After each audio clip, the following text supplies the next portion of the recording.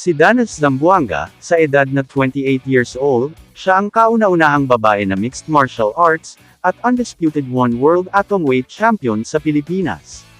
Gumawa ng kasaysayan ang mixed martial arts artist na si Dennis Zamboanga, bilang kauna-unahang interim atomweight world champion, sa nakaraang One Fight Night 27. At ngayon, si Pinay Dennis Zamboanga na, ang bagong women's atomweight MMA world champion, matapos mapilitan si Stamp Fairtex na umatras sa kanilang laban ngayong August 1, dahil sa injury.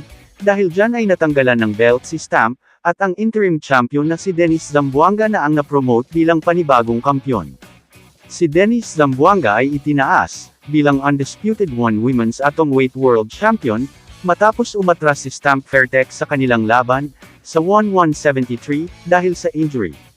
Napapanahon na umanong ibalik muli ang One Championship event sa Pilipinas, sa pagkakaroon ng dalawang world champions na sina atomweight ruler Dennis "The Menace" Zamboanga, at strawweight titleist Joshua "The Passion" Pacio na senyales ng pagtaas ng kalidad ng mixed martial arts sa bansa. Si Esley Erica Bamagao tubong Baguio City, sa edad na 24 years old, ay bibat ang magandang records na 3 wins.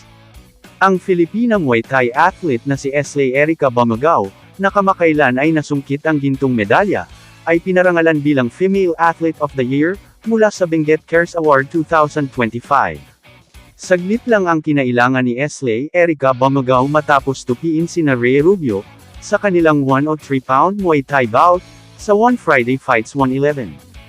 Undefeated pa rin ang Pride ng Baguio City matapos kunin ang kanyang ika-3 panalo, at performance bonus.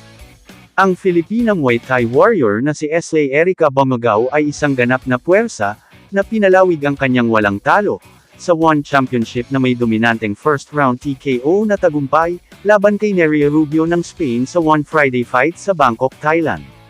Si Esley Bamagao ay hindi lamang isang undefeated professional fighter. Isa rin siyang foodie, manlalakbay, firmam, at isang lisensyadong guro.